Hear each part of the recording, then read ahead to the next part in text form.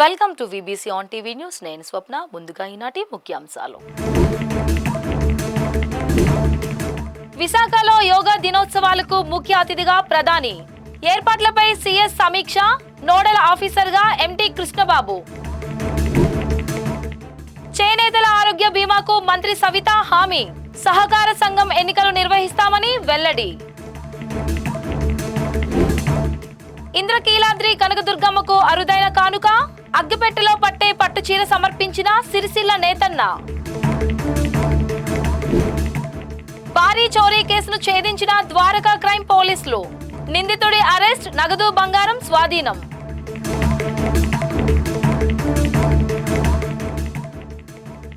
June 21వ తేదీన విశాఖలో జరగనున్న అంతర్జాతీయ యోగా దినోత్సవాలకు ప్రధానమంత్రి నరేంద్ర మోదీ ముఖ్య అతిథిగా హాజరు కానున్నారు. అందుకు సంబంధించి చేయాల్సిన ఏర్పాట్లపై ప్రభుత్వ ప్రధాన కార్యదర్శి కె విజయానంద్ సంబంధిత శాఖల అధికారులతో విజయవాడలో ప్రాథమిక సమీక్ష నిర్వహించారు.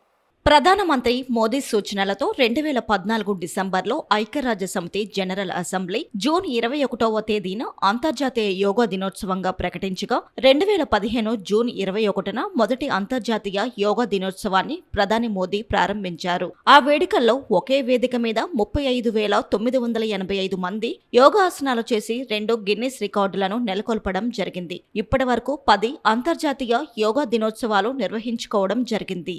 జూన్ 21న విశాఖలో 11వ అంతర్జాతీయ యోగా దినోత్సవాలు yoga for one earth one health అనే ఇతివృత్తంతో జరగనున్నాయి. ఈ వేడుకలను విజయవంతంగా నిర్వహించేందుకు కట్టుదిట్టమైన ఏర్పాట్లు చేయాల్సి ఉందని విజయానంద్ అన్నారు. ఏర్పాట్ల పర్యవేక్షణకు వైద్య ఆరోగ్య శాఖ ప్రత్యేక ప్రధాన కార్యదర్శి ఎంటీ కృష్ణబాబును నోడల్ అధికారిగా నియమించినట్టు తెలిపారు. విశాఖలో వివిధ విద్యా సంస్థలకు చెందిన 8వ తరగతి మొదలు డిగ్రీ, పీజీ చదివే విద్యార్థులందరినీ ఈ కార్యక్రమంలో భాగస్వాములను చేయాలని చెప్పారు. రాష్ట్ర వ్యాప్తంగా ఉన్న ఆయుష్ మిషన్ ప్రతినిధులు, యోగా శిక్షకులు, యోగా స్పోర్ట్స్ అసోసియేషన్లు, యోగాసన స్పోర్ట్స్ అసోసియేషన్లు, పీఈటీలు, స్పోర్ట్స్ కోచ్లు, విశాఖలోని పలు కేంద్ర ప్రభుత్వ సంస్థలను కూడా భాగస్వాములను చేయాలని సీఎస్ సూచించారు. దసరాలోగా చేనేత సహకార సంఘం ఎన్నికలు నిర్వహిస్తామని రాష్ట్ర చేనేత జౌళి శాఖ మంత్రి ఎస్ సవిత తెలిపారు. విజయవాడలోని ఓ కన్వెన్షన్ సెంటర్ లో రాష్ట్రం నలుమూలల నుంచి వచ్చిన నేతన్నలతో మంత్రి సమావేశమయ్యి చేనేత రంగ అభివృద్ధికి సూచనలు ఎదుర్కొంటున్న సమస్యలను అడిగి తెలుసుకున్నారు. చేనేతలకు త్వరలో హెల్త్ ఇన్సూరెన్స్ అమలు చేయనున్నామని మంత్రి సవిత తెలిపారు. చేనేతల సంక్షేమానికి సీఎం చంద్రబాబు అధిక ప్రాధాన్యమిస్తున్నారని, చేనేత దుస్తుల అమ్మకాలు పెంచేలా కేంద్ర ప్రభుత్వ సహకారంతో చర్యలు తీసుకుంటున్నామని అన్నారు. ఎన్నికల్లో హామీ ఇచ్చిన విధంగా మగ్గాలకు 200 యూనిట్లు, మరమగ్గాలకు 500 యూనిట్లు విద్యుత్ ఉచితంగా అందజేస్తున్నామన్నారు. నూతన డిజైన్ల తయారీలో శిక్షణ ఇస్తున్నామని, తయారైన ఉత్పత్తులకు మార్కెట్ సౌకర్యం కల్పించేలా ఎగ్జిబిషన్లు నిర్వహిస్తున్నామని చెప్పారు. మినీ క్లస్టర్లు, మెగా క్లస్టర్లు ఏర్పాటు చేస్తున్నామని, నూతన టెక్స్టైల్ పాలసీ తీసుకొచ్చామని తెలిపారు. 50 ఏళ్లు నిండిన 92,724 మంది నేతన్నలకు ఎన్టీఆర్ భరోసా పథకం కింద 4,000 రూపాయల పెన్షన్ ఇస్తున్నామని మంత్రి ఈ సందర్భంగా తెలియజేశారు. విజయవాడ ఇంద్రకీలాద్రి శ్రీ కనకదుర్గమ్మ వారికి తెలంగాణలోని సిరిసిల్లకు చెందిన నల్ల విజయ్ కుమార్ అనే చేనేత కార్మికుడు పట్టుచీరను సమర్పించారు. 5.5 మీటర్ల పొడవు, 48 అంగుళాల వెడల్పు కలిగి 100 గ్రాముల బరువున్న ఈ పట్టుచీర అగ్గిపెట్టెలో ఇమిడిపోవడం దీని ప్రత్యేకత. ప్రతి 2 సంవత్సరాలకు ఒకసారి విజయ్ కుమార్ కుటుంబ సమేతంగా తమ ఇంటి దేవత శ్రీ కనకదుర్గ అమ్మవారి దర్శనానికి వస్తూ ఉంటారు. అమ్మవారిని దర్శించి ఆశీస్సులు పొంది ప్రత్యేకంగా తయారు చేసిన పట్టుచీరను బహుమతిగా ఇవ్వడం ఆనవాయితీగా వస్తుంది. కాగా ఈసారి విజయ్ కుమార్ అగ్గిపెట్టెలో ఇమిడే పట్టుచీరను భక్తితో అమ్మవారికి సమర్పించారు. ఈ పట్టుచీరను పూర్తిగా పట్టుదారాలు, గోల్డ్ జరీ ఉపయోగించి తయారు చేసినట్టు ఆయన తెలిపారు. దీనిని తయారు చేయడానికి దాదాపు 5 రోజుల సమయం పట్టిందన్నారు. ఈ సందర్భంగా ఆలయ కార్యనిర్వాహక అధికారి వికే సీనా నాయక్ విజయ్ కుమార్ను అభినందించి అమ్మవారి దర్శనం ఏర్పాట్లు చేసి అనంతరం ప్రసాదాలు అందజేశారు.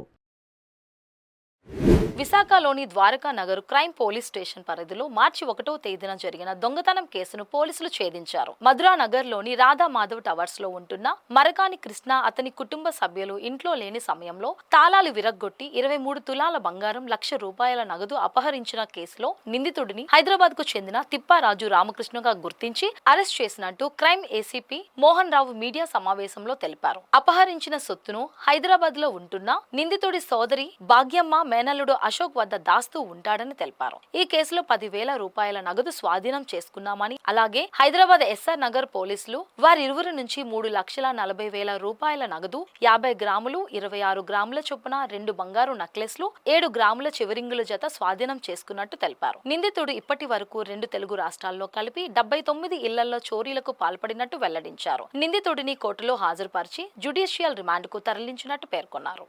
8:30 గంటలకు డోర్ నెంబరు 49, 26, 35 ఒకటవ అంతస్తులోని platform number 102 Radhamadhav towers Madhura Nagar Visakhapatnam సిటీలో నిర్వహించుతున్న కంప్లైంట్ అయిన మరకాని కృష్ణ గారు తన అమ్మమ్మ గారి వర్ధంతికి వెళ్ళడానికి గాను తన ఇంటికి తాళం వేసుకొని కుటుంబ సభ్యులతో కలిసి కాకినాడ వెళ్ళగా మరునాడు అంటే రెండవ రోజు 2/3/2025 తేదీన ఉదయం 8:30 గంటలకు తన ప్రక్కన ఇంటిలో ఉన్న శ్రావణి గారు ఫోన్ చేసి వారి ఇంటి తలుపు తాళం పగలగొట్టి ఉందని తెలియపరిచారు.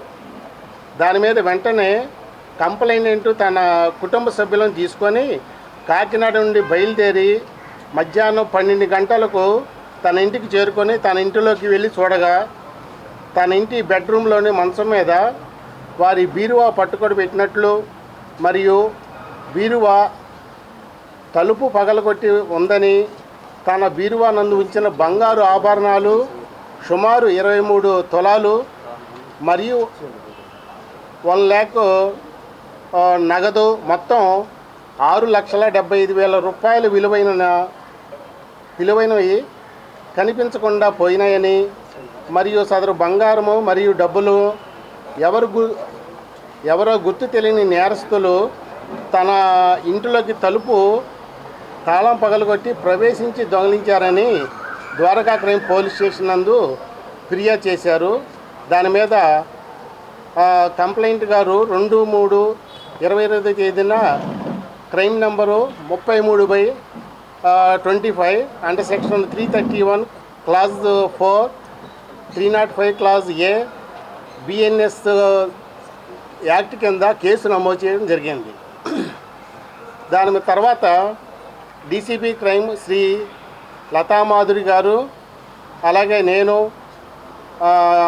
ఏసీపీ క్రైమ్ శ్రీ లక్ష్మణరావు గారు ఆదేశాల మేరకు Dwaraka crime sub division inspector Shri V Chakradhararao గారి ఆధ్వర్యంలో Dwaraka crime SI Raju, Dwaraka sub division crime సిబ్బంది అయిన ASI D Kishore Babu, constables V Appalanaidu, NA Raju, N Appalaraju, K Augustine, N Jagath కిరణ్లు బృందాలుగా విడిపోయి దర్యాప్తు ప్రారంభించడం జరిగింది. దర్యాప్తులో భాగంగా ఫింగర్ ప్రింట్స్ విభాగము వారు నేరస్తులు కొన్ని వేలిముద్రలను సేకరించి మరియు నేరస్తుల పరిసర ప్రాంతాల చుట్టుప్రక్కల ఉన్న సీసీ కెమెరాలు పరిశీలించి చూడగా నేరం జరిగిన 2 రోజుల తర్వాత ఫింగర్ ప్రింట్ బ్యూరో వారు నేరస్థలం సేకరించిన ఫింగర్ ప్రింట్స్ తెలంగాణ రాష్ట్రం చెందిన పాత నేరస్తుడైనటువంటి Tipparaju Ramakrishnaraju alias Ramu, Abhiram alias Seenu, son of Balayya, వయసు 26 సంవత్సరాలు, రజిక house number 8-2-299/FAE 45 Ambedkar Nagar road number 9 film Nagar Jubilee Hills Hyderabad. నేటు ఎపటాల గ్రామం పెదకోతపల్లి మండలం అని, అలాగే మహబూబ్ నగర్ జిల్లా అని నేరస్తుని వేలిముద్రలతో సరిపోయినవని రిపోర్ట్ ఇవ్వగా అప్పటి నుండి ద్వారకా సబ్ డివిజన్ సిబ్బంది బృందాలుగా విడిపోయి హైదరాబాదు, సికింద్రాబాదు, మహబూబ్ నగర్, హుజూర్ నగర్, కోదాడ పరిసర ప్రాంతాల్లో ముద్దాయి గురించి వాకప్ చేయడం జరిగింది. మళ్ళీ ముద్దాయి యొక్క కుటుంబ సభ్యులు, బంధువులు మరియు స్నేహితులపై నిఘా ఉంచడం కూడా జరిగింది. తరువాత 6/5/25 తేదీన హైదరాబాద్ నందు గల ఎస్ఆర్ నగర్ పోలీసు వారు ముద్దాయి మేనల్లుడు అయిన అశోక్ని మరియు అతని యొక్క భాగ్యమ్మను అరెస్ట్ చేసి వారి వద్ద నుంచి పై కేసులో ముద్దయినటువంటి Tipparaju Ramakrishna Dwaraka police station crime నందు రిజిస్టర్ అయిన పై కేసులో దొంగిలించిన సొత్తులో అతని మేనల్లుడు అశోక్ ఉంచమని ఇచ్చిన కొంత భాగమైన 3,40,000 రూపాయల నగదును మరియు కొన్ని బంగారు వస్తువులు సీజ్ చేసి వారిద్దరిని అరెస్ట్ చేయడం జరిగింది. 14వ ఐటీసీ పిఎస్పీడీ కార్మికుల వేతన ఒప్పందం ఎన్నికల్లో వరుసగా రెండోసారి టీఎన్టీయూసీ గెలుపు బావుట ఎగురవేసింది. ఈ నేపథ్యంలో ఆంధ్రప్రదేశ్ ముఖ్యమంత్రి చంద్రబాబు నాయుడు ఆహ్వానం మేరకు భద్రాచలం బూర్గంపాడు మండలం నుంచి కార్మిక సంఘం నేతలు మంగళగిరికి ర్యాలీగా వెళ్లారు. స్థానిక టీడీపీ కార్యాలయంలో జరిగిన కార్యక్రమంలో ఎన్నికల్లో గెలుపొందిన కనకమేడల హరిప్రసాద్ ని సీఎం చంద్రబాబు అభినందించారు. ఆయన మాట్లాడుతూ తెలంగాణలో టీడీపీ అధికారంలో లేకపోయినా పార్టీ కార్యకర్తలు తమ యూనియన్ ని గెలిపించినందుకు హర్షం వ్యక్తం చేశారు. తెలంగాణ అభివృద్ధిలో తన కృషి ఎంతో ఉందని, అక్కడ కూడా పార్టీని బలోపేతం చేస్తామన్నారు. ఈ కార్యక్రమంలో ఎమ్మెల్యే బాలకృష్ణ కూడా పాల్గొన్నారు. ర్యాలీ సందర్భంగా టీఎన్టీయూసీ రాష్ట్ర అధ్యక్షుడు పోటు రంగారావు, యూనియన్ అధ్యక్షుడు హరిప్రసాద్ మాట్లాడుతూ తెలంగాణ రాష్ట్రంలో రాబోయే రోజుల్లో స్థానిక ఎన్నికల్లో టీడీపీ కీలక పాత్ర పోషిస్తుందని పేర్కొన్నారు. కార్మికుల సమస్యలు పరిష్కరించడంలో టీఎన్టీయూసీ ముందుండి రాబోయే రోజుల్లో కూడా కార్మిక సమస్యలు పరిష్కరించడంలో ప్రధాన పాత్ర పోషిస్తుందని పేర్కొన్నారు. ఈ ప్రాంతంలో టీడీపీ బలం ఎక్కువగా ఉండడంతో స్థానిక ఎన్నికల్లో కూడా ప్రభావం చూపుతుందని అన్నారు. టీఎన్టీసీ యూనియన్ తెలుగుదేశం పార్టీ అనుబంధ సంఘం ఆనాడు ఎన్టీఆర్ గారు పార్టీ స్థాపించిన మొట్టమొదటి రోజుల్లోనే 1983లో మొట్టమొదటిసారిగా ఇక్కడ గెలుపొందడం జరిగింది. ఆ తదుపరి నుండి 14 సార్లు ఎన్నికలు జరిగితే 8 సార్లు టీఎన్టీసీ విజయకేతనం భారీ మెజార్టీతో ఇక్కడ గెలుపొందడం జరిగింది. తెలంగాణ రాష్ట్రంలో తెలుగుదేశం పార్టీ కొద్దిగా బలహీనంగా ఉన్నప్పటికీ కూడా ఇక్కడ కార్మిక వర్గం మొత్తం కూడా తెలుగుదేశం పార్టీని ఆదరించి యూనియన్కి అత్యంత మెజారిటీతో పట్టం కట్టారు. దీంతో రాష్ట్ర తెలుగుదేశం పార్టీలో కూడా హర్షాతిరేకాలు వ్యక్తమై దీని మా పార్టీ అధినేత నారా చంద్రబాబు నాయుడు గారి దృష్టికి కూడా వెళ్ళటం జరిగింది. ఆయన వెంటనే ఇక్కడ ఉన్నటువంటి కేడర్ అందరితో ఒకసారి కలవాలనే ఉద్దేశంతో ఈరోజు మరి మంగళగిరి పార్టీ కేంద్ర కార్యాలయంలో సుమారుగా 150 మంది యూనియన్ కార్యకర్తలు పార్టీ కార్యకర్తలతోని బాబు గారిని కలవటం జరుగుతూ ఉంది.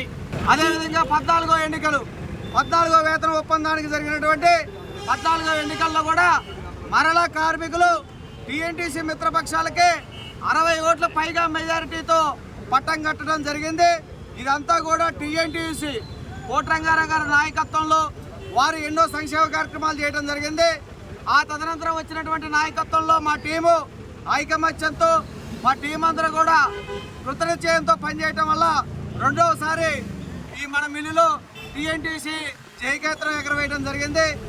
ఇక్కడ టీఆర్ఎస్ పార్టీ అధికారంలో ఉన్నప్పుడు టీఎన్టీయూసీ గెలిచింది, కాంగ్రెస్ పార్టీ అధికారంలో ఉన్నప్పుడు టీఎన్టీయూసీ గెలిచింది. తెలుగుదేశం పార్టీ టీఎన్టీయూసీ బలంగా ఉన్నటువంటి ఏరియాలో రాబోయే రోజుల్లో కూడా ఒక కూటమి ఫామ్ చేసి లోకల్ ఎన్నికల్లో కూడా ముందుకెళ్లాల్సిన అవసరం ఎంతైనా ఉందని చెప్పి తెలియజేస్తూ తెలుగుదేశం పార్టీ జాతీయ అధ్యక్షులు శ్రీ నారా చంద్రబాబు నాయుడు గారు ఈ గెలుపును ఉద్దేశించి మమ్మల్ని మా టీంని ఈరోజు సాయంత్రం 5 గంటలకి పార్టీ ఆఫీస్కి జాతీయ పార్టీ కార్యాలయం గుంటూరు మంగళగిరికి రావాల్సిందిగా వారు ఆదేశించడం జరిగింది. ఈ రోజు నాడు సుమారుగా 200 మంది పైగా తెలుగుదేశం పార్టీ అత్యధిక సంఖ్యలో టీఎన్టీసీ కార్యకర్తలు మేము సైతం టీఎన్టీసీ వెంటనే యావత్ కార్మిక లోకం కథం తొక్కుతూ గుంటూరుకి పయనమవుతా ఉన్నాం. పెద్దల పోటు రంగారావు గారి నాయకత్వంలో మండల పార్టీ అధ్యక్షులు తాళ్ళూరు జయదేశ్వరరావు గారు, అదేవిధంగా టీఎన్టీసీ రాష్ట్ర నాయకులు గల్లా నాగభూషయ్య గారు, చావా మహేశ్వరరావు గారు, యావత్ టీఎన్టీసీ తెలుగుదేశం సైన్యం ఒక పసుపు దండుగా బయలుదేరి శ్రీ చంద్రబాబు నాయుడు గారిని కలిసి తెలంగాణ రాష్ట్రంలో పార్టీ యొక్క భవిష్యత్తు, పార్టీ కోసం సంబంధించినటువంటి పరిస్థితులు కూడా వారు చర్చిస్తారని ఆశిస్తూ రాబోయే రోజుల్లో ఈ తెలంగాణ రాష్ట్రంలో రాబోయేటటువంటి గవర్నమెంట్లో క్రియాశీలక పాత్ర పోషించడమే కాకుండా ముందుకెళ్లాలన్న కృతనిశ్చయంతో ఈ యొక్క విజయం టీఎన్టీసీ విజయం తెలంగాణలో రాబోయే ఎన్నికలకు జరిగినటువంటి తొలి విజయంగా భావిస్తూ ఈ పార్టీని కూడా పూర్తి స్థాయిలో ముందుకు తీసుకెళ్లే విధంగా యావత్ తెలుగుదేశం పార్టీ కార్యకర్తలు కార్మికులందరూ కూడా కలిసి రావాల్సిన అవసరం ఉందని చెప్పి తెలియజేస్తూ ఈ రోజు నాడు ఒక 5 నిమిషాల్లో యావత్ కార్మికులందరం కూడా కలిసి రాష్ట్ర నాయకత్వానికి వెళ్తున్నామని చెప్పి తెలియజేస్తూ తెలుగుదేశం టీఎన్టీసీ టీటీడీ పాలక మండలి ఏర్పాటైన తరువాత మొదటి స్విమ్స్ పాలక మండలి సమావేశం జరిగింది. ఈ సమావేశానికి ముఖ్య అతిథిగా టీటీడీ చైర్మన్ బిఆర్ నాయుడు హాజరయ్యారు. సమావేశంలో పలు కీలక నిర్ణయాలను తీసుకున్నట్టు ఆయన వెల్లడించారు. ఐవి సుబ్బారావు కమిటీ సూచనల మేరకు స్విమ్స్ లో అభివృద్ధి కార్యక్రమాలను కొనసాగిస్తామని తెలియజేశారు. ఓం నమో వెంకటేశాయ. ఈరోజు నూతనంగా టీటీడీ బోర్డు ఏర్పాటు అయిన తర్వాత మొట్టమొదటి ఈ సమావేశం ఇది సిమ్స్ హాస్పిటల్ గురించి. దీని మీద 3 నెలల నుంచి చాలా వరకు అధ్యయనం చేశాము. దీన్ని ఏ విధంగా ముందుకు తీసుకుపోవాలి ఇక్కడ అని చెప్పేసి నా ఐవి సుబ్బారావు గారి ఆధ్వర్యంలో ఒక కమిటీ వేసి ఆ కమిటీ రిపోర్ట్ కూడా తీసుకున్నాం. దాని మీద ఈరోజు అందరూ కలిసి కూలంకషంగా చర్చించడం కూడా జరిగింది.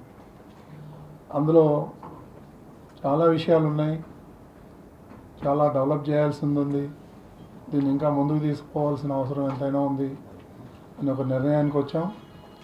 సో మేము ఈరోజు కొన్ని ముఖ్యమైనటువంటి నిర్ణయాలు ఏదైతే తీసుకున్నామో అవన్నీ కూడా ఇప్పుడు మన ఈఓ గారు మీ అందరికీ కూడా ఎక్స్ప్లెయిన్ చేయమని చెప్పి కోరుతూ ఉన్నాను.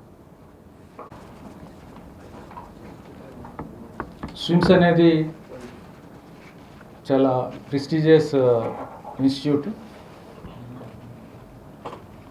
2021లో టీటీడీకి స్విమ్స్ని అప్పగించడం జరిగింది. స్విమ్స్ టీటీడీ నుంచి చాలా సపోర్ట్ పొందుతుంది. టీటీడీ నుంచి సంవత్సరానికి 60 కోట్ల గ్రాంట్తో పాటు ఎంప్లాయీ హెల్త్ స్కీమ్ నుంచి కానీ, ప్రాణదాన ట్రస్ట్ నుంచి కానీ, అలాగే వివిధ రకాల ట్రస్ట్ల ద్వారా స్విమ్స్కి మోర్ దాన్ 100 crores 100 కోట్ల పైనే సపోర్ట్ చేయడం జరుగుతుంది. ఇదంతా ఎందుకంటే స్విమ్స్ అనేది ముఖ్యంగా పేద ప్రజల కోసం స్థాపించబడింది. పేద ప్రజలకి ఎన్నో విధాలుగా ఎంతో మంచి సేవ చేస్తున్నారు. సంవత్సరానికి 18,000 సర్జరీలు చేస్తూ 4,59,000 మంది అవుట్ పేషెంట్ సర్వీసెస్ చేస్తున్నారు. 47,000 మందికి ఇన్ పేషెంట్ సర్వీసెస్ చేస్తున్నారు. అలాగే ఎక్కువగా వచ్చేవాళ్ళు కూడా కొంతవరకు పేమెంట్ చేసేవాళ్ళు ఉన్నప్పటికీ మోర్ దాన్ 99% అందరూ కూడా పేద ప్రజలే. అలాగే స్విమ్స్ కూడా ఒక ప్లాన్ ప్రకారం కొత్త కన్స్ట్రక్షన్స్ టేకప్ చేయడానికి నిర్ణయం తీసుకుని కొత్త కన్స్ట్రక్షన్స్ కూడా జరుగుతున్నాయి. కొత్త కన్స్ట్రక్షన్స్లో ఆంకాలజీ ఇన్స్టిట్యూట్ ఒకటి, చైల్డ్ హెల్త్ సెంటర్ ఒకటి, ఇలా కొత్త కొత్త కన్స్ట్రక్షన్స్ కూడా ప్రారంభించడం జరిగింది. వీటన్నిటికీ కలిపి 600 నుంచి 700 కోట్ల పైన దానికి ఎస్టిమేషన్ చేయడం, కాంట్రాక్ట్స్ ఇవ్వడం అన్నీ కూడా జరిగాయి. వీటిల్లో ఇవన్నిటినీ ఒరిజినల్ ప్లాన్ ప్రకారం చేయాలంటే ఏ విధంగా దాన్ని ముందుకు తీసుకెళ్ళాలి, ఆంకాలజీ సెంటర్ని ఒక లెవెల్ 1 సెంటర్ కింద తీసుకెళ్లాలంటే ఏమేమి చేయాల్సి వస్తుంది, ఇమ్మీడియట్గా ఏం చేయాలి, దాన్ని ఫేజ్ వైజ్ ఎలా చేయాలి అనేది ఒకటి. ఈ కన్స్ట్రక్షన్స్ కంప్లీట్ చేసిన తర్వాత వాటిని ఎలా ఉపయోగించుకోవాలనేది ఒకటి. అలాగే స్విమ్స్లో అనేక రకాల ఇబ్బందులు ఉన్నాయి. చాలా సంవత్సరాలుగా ఎన్నో సమస్యలు పేరుకొని పోయి ఉన్నాయి. దాంట్లో ఒక ముఖ్యమైన సమస్య ఫ్యాకల్టీ సమస్య. సుమారుగా 50% మనకి వేకెన్సీస్ కనిపిస్తున్నాయి ఫ్యాకల్టీలో. కొన్ని డిపార్ట్మెంట్స్ చూస్తే సింగిల్ ఫ్యాకల్టీ ఉన్న డిపార్ట్మెంట్స్ కూడా ఉన్నాయి.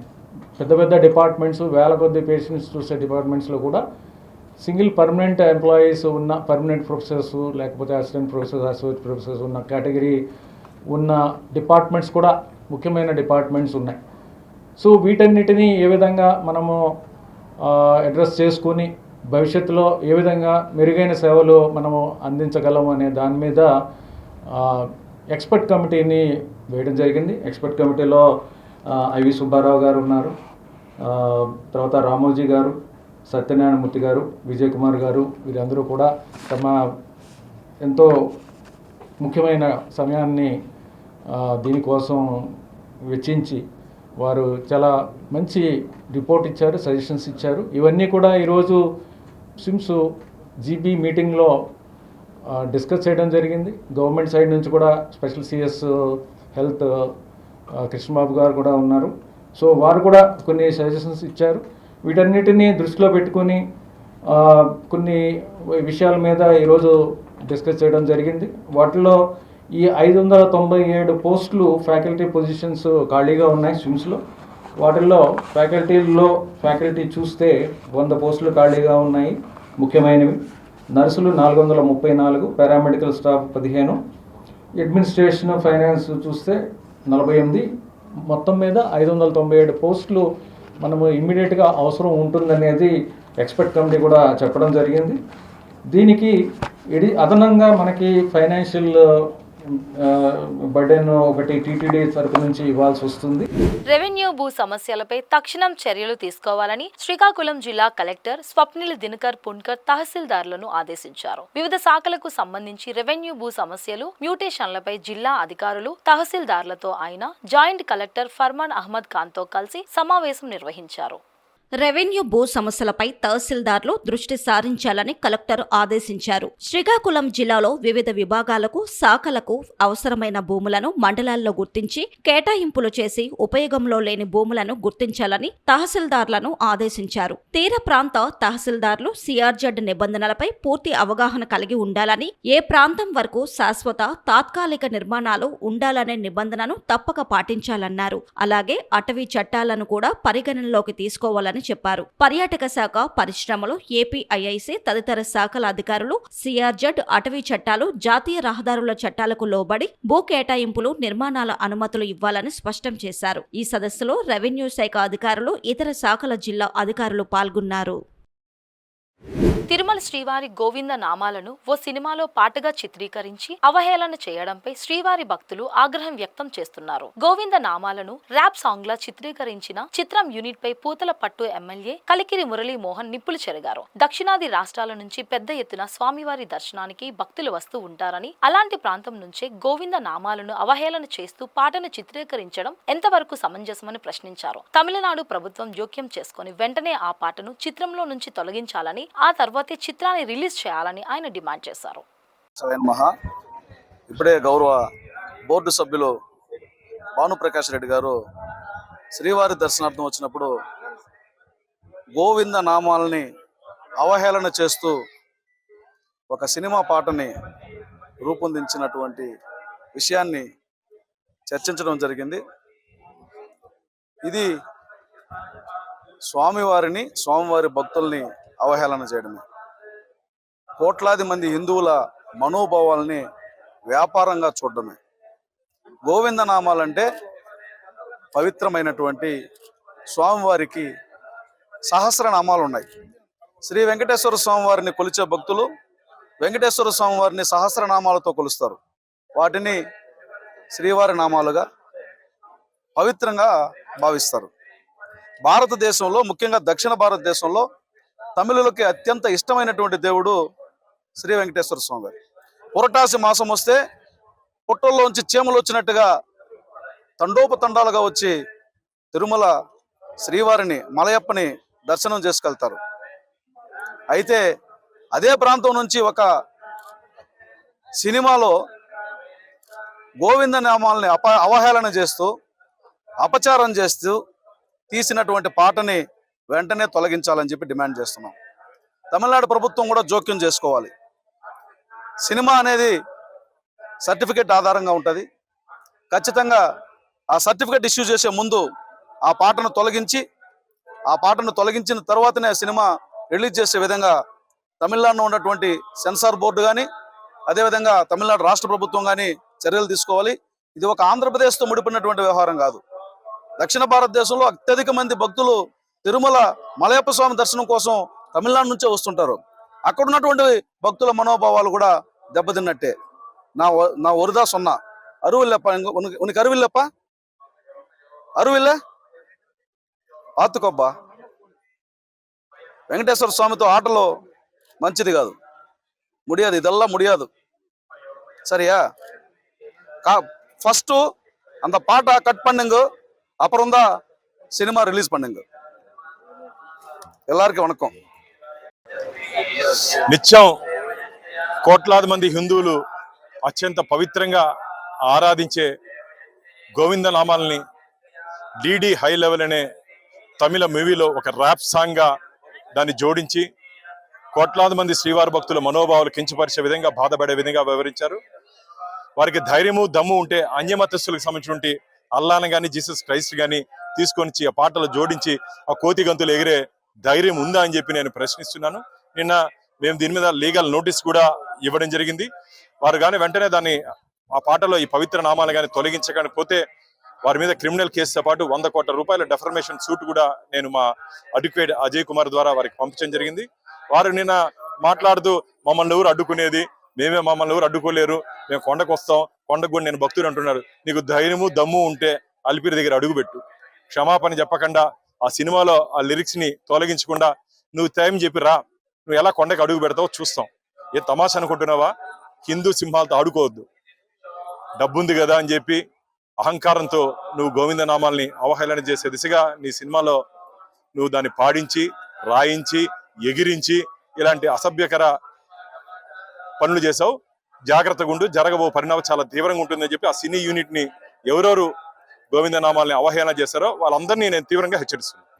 ఎవరికంటా పడకుండా గప్చుప్ గా చోరీలకు పాల్పడే దొంగల గురించే మనకు తెలుసు. కానీ తన వైపు కన్నెత్తి చూడాలంటేనే సిగ్గుపడేలా చేసే ఓ సిగ్గులేని దొంగ వడ్డాది విజయ్ అలియాస్ విజయ్ అధికారి. రాత్రి వేళల్లో ఒంటిపై నూలు పొగు కూడా లేకుండా ఇళ్లలో పడి దొంగతనాలు చేయడం ఒక అలవాటుగా మార్చుకున్నాడు. ఇలా చేస్తే తనను మతిస్థిమితం లేని వ్యక్తి అనుకుని వదిలేస్తారన్నది ఇతగాడి ఆలోచన. పలు ఇళ్లలో సీసీ కెమెరాల్లో రికార్డ్ అయిన ఫుటేజీలు సోషల్ మీడియాలో వీడియోలు వైరల్ కావడంతో వాటి ఆధారంగా ద్వారకా సబ్ డివిజనల్ క్రైమ్ పోలీసులు ఈ వ్యక్తిపై కేసు నమోదు చేశారు. దర్యాప్తులో అతడి పూర్వాపరాలు బయటకు వచ్చాయని, కొత్తవలసకు చెందిన ఇతగాడిపై అనేక దొంగతనం కేసులు ఉన్నాయని సిఐ చక్రధర్ రావు తెలిపారు. నిన్న రాత్రి ఎంవిపి సెక్టర్ 6లో ఒక వ్యక్తి బట్టలు లేకుండా దిగంబరంగా ఇళ్లలో దొంగతనం చేస్తారని ఒక వీడియో ఫుటేజ్ బయటకు వచ్చి అది సోషల్ మీడియాలో వైరల్ అయిందండి. అది చూసి ఇమీడియట్గా సిపి సార్ ఇన్స్ట్రక్షన్స్ ఎట్లాగైనా ఆయన ఇమీడియట్గా పట్టుకోవాలి, ట్రేస్ చేయాలని ఇన్స్ట్రక్షన్స్ ఇచ్చారు. మన క్రైమ్ సిబ్బంది సదర్ ఫుటేజ్ చూసి ఆ వ్యక్తిని ఐడెంటిఫై చేశారు. అతని పేరు వడ్డాది విజయ్ అలియాస్ పొట్టి విజయ్ అలియాస్ విజయ్ అధికారి. ఇతను కొత్తవలస గ్రామస్తుడు. ఇతని మీద పాత కేసులు ఉన్నాయి. ఈయన అలవాటు ఏంటంటే ఈయన ఎప్పుడు నేరం చేసినా ఆ బట్టలు విప్పేసి కంప్లీట్గా నేకడ్గా ఇంట్లోకి వెళ్ళి ఇంట్లో ఏ వస్తువులు ఉంటే ఆ వస్తువులు పట్టుకెళ్ళిపోతుంటాడు. సో ఇతని మీద ఇప్పటికి ఒక 4-5 కేసెస్ ఆల్రెడీ కేసెస్ నమోదై ఉన్నాయి. ఇతన్ని మేము కంప్లైంట్స్ మాకు ఇనీషియల్గా అయితే అప్రోచ్ కాలేదు. ఈ ఫుటేజ్ ఇప్పుడు వచ్చి మనం కూడా ఎంక్వైరీ చేసి వాళ్ళని మనం పిలిపించి 2 రిపోర్ట్స్ తీసుకున్నాం, 2 కేసులు రిజిస్టర్ చేస్తున్నాం. త్వరలో ఆయన్ని అదుపులోకి తీసుకొని మళ్ళీ మీకు ఈయన ఎంవిపి సెక్టర్ 6, 4, 5 ఈ ఏరియాస్లో ఎక్కువ చేస్తూ ఉంటాడు. సెక్టర్ 6లో చేశాడు. We will definitely apprehend within no time. ఇంతకుముందు ఇతనే చేశాడు 4-5 కేసెస్ ఈ విధంగా చేస్తాడు. ఈయనకు అలవాటు ఏంటంటే దీనికి ఒక పోహ ఏంటంటే ఈ బట్టలు విప్పేసి ఇలా వెళ్తే ఎవరైనా ఒకవేళ పట్టుకుంటే పిచ్చోడు అనేసి కొట్టేసి 4 దెబ్బలు కొట్టేసి వదిలేస్తారని ఈయనకు ఒక డైవర్ట్ చేయడానికి ఈ విధంగా అలవాటుగా మారి ఈ విధంగా చేస్తూ ఉంటాడు. ఖచ్చితంగా ఆయన అదుపులోకి తీసుకొని అరెస్ట్ చేసి కోర్టు ముందు ప్రవేశపెడతా ఉంటాడు. ఉగ్రవాద వ్యతిరేక పోరాట విశిష్టతను చాటి చెబుతూ ఈ నెల 20 నుంచి 10 రోజుల పాటు రాష్ట్రంలో సమైక్యత యాత్రలను నిర్వహించనున్నట్టు సిపిఎం రాష్ట్ర కార్యదర్శి వి శ్రీనివాసరావు తెలిపారు. వామపక్ష నేతలు, అభ్యుదయవాదులు దీనిలో భాగస్వాములు కావాలని పిలుపునిచ్చారు. జనసేన, తెలుగుదేశం పార్టీలు రాష్ట్రంలో చేపట్టనున్న తిరంగ యాత్రలు మోసపూరితమైనవని ఆయన చెప్పుకొచ్చారు. ఇవి జనాన్ని మభ్యపెట్టే యాత్రలని వ్యాఖ్యానించారు. హిందూ ముస్లింలు కలిసే ఉన్నారని, సైన్యానికి మతం లేదని రక్షణ శాఖ చెబుతుంటే పవన్ కళ్యాణ్ మాత్రం ముస్లింలను పాకిస్తాన్ కు వెళ్లిపోమని చెప్పడం విద్వేషాలను రెచ్చగొట్టడం కాదా అని ప్రశ్నించారు. విశాఖ స్టీల్ ప్లాంట్లో అక్రమంగా చట్టవిరుద్ధంగా కార్మికులు తొలగించడాన్ని సస్పెండ్ చేయడాన్ని సిపిఎం తీవ్రంగా ఖండిస్తున్నది.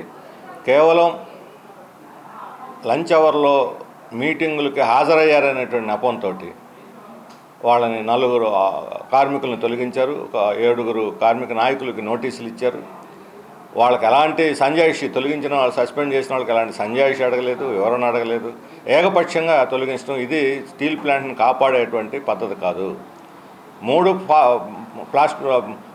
ఫర్నేసులని మేము పనిచేయించి 100% ఉత్పత్తి సాధిస్తామని ప్రత్యేక ప్యాకేజీ ప్రకటించామని అంతా కూడా ఈ అంబక్ అంతా కూడా దీన్ని మూసేయటానికి చేస్తున్నటువంటి నాటకం తప్ప ఇంకోటి కాదు. ఈరోజు కార్మికులను వేధించి వాళ్ళకి నోటీసులు ఇచ్చి వాళ్ళని సస్పెండ్ చేసి కాంట్రాక్ట్ కార్మికులు తొలగించి ఫ్యాక్టరీ ఎలా నడుపుతారని మేము అడుగుతున్నాం. ఉన్నతాధికారులు వచ్చి నడుపుతారా? ఢిల్లీ నుంచి వచ్చి వీళ్ళ ఆదేశాలు జారీ చేసేవాళ్ళు దీన్ని ముంచేయటానికి ఏ మిట్టలతోనో అదానితోనో కొమ్మక్కయ్యి చేస్తున్నవాళ్ళు. ప్రతిరోజు ముడి సరుకు దాంట్లో ఇటువంటి వాటిల్లో ఆర్డర్స్లో అన్నింటిలో కూడా కమిషన్లు కొట్టేసి కక్కుర్తిపడేటువంటి వాళ్ళు. వాళ్ళకు మాత్రం ఎలాంటి నోటీసులు ఇవ్వరు, వాళ్ళకి ఎలాంటి చర్యలు వాళ్ళు ఉండవు. వాళ్ళు పెత్తనం చేస్తారు. కష్టపడి ఉత్పత్తి చేసే కార్మికులు మాత్రం చర్యలు ఉంటాయా? ఇదేనా ఫ్యాక్టరీ నడిపేటువంటి విధానం అని చెప్పి అడుగుతున్నాం. తక్షణం ఈ నోటీసుల్ని, ఈ సస్పెన్షన్లను ఉపసంహరించుకొని కాంట్రాక్ట్ కార్మికులను కూడా పనిలో పెట్టుకోవాలి. ఈ నిర్వాసిత కుటుంబాలకు చెందిన 8,500 మంది ఎవరికైతే వాగ్దానం చేశారో వాళ్ళందరినీ పనిలో పెట్టుకోవాలి. తెలుగుదేశం ప్రభుత్వం మీద ప్రత్యేక బాధ్యత ఉంది. వాళ్ళు ఈ వాగ్దానం చేశారు, మా ఎన్నికల్లో గెలిచారు, ఈ కార్మికులు ఓటేస్తే గెలిచారు. పల్లా శ్రీనివాసరావు ఈరోజు దీని మీద అసలు ఏం మాట్లాడటం లేదు, స్పందించడం లేదు. కార్మికులకు అండగా ఉండాల్సిన ఆయన దీని మీద స్పందించకపోవటం అనేది దారుణమైన విషయం. అందుకని రాష్ట్ర ప్రభుత్వం కార్మికులకు అండగా నిలబడి ఈ తీసివేతలు, ఈ క్రమశిక్షణ చర్యలు, ఈ పేరుతోటి ఫ్యాక్టరీని మూసేయటానికి జరిగే కుట్రను అడ్డుకోవాలని చెప్పి మేము కోరుతున్నాం. తక్షణం వీటిని యాజమాన్యం ఉపసంహరించుకోవాలి. అలాగే దేశంలో ఈరోజు ఈ ఆపరేషన్ సింధూర్ పేరుతో ఉగ్రవాదాన్ని అణిచేయాలి, వాళ్ళని అడ్రస్ లేకుండా చేయాలని చెప్పి ఇదంతా కూడా 7వ తేదీ 25 నిమిషాల్లో పూర్తయింది జయప్రదంగా ఆపరేషన్ సింధూరు అని రాజ్నాథ్ సింగ్ ప్రకటించాడు. ఆపరేషన్ సింధూరు జయప్రదమైన తర్వాత కాల్పులు విరమణ అనే దానికి అర్థం ఏమిటి? మనంతటా మనమే కాల్పుల విరమణ ప్రకటించవచ్చు. ఆ పాకిస్తాన్ వాడు మన మీదకి వస్తే మనం ఎదురుదాడి చేస్తాం, ఆత్మరక్షణ చేసుకునే హక్కు మనకు ఉంటుంది, పాఠం కూడా నేర్పించవచ్చు.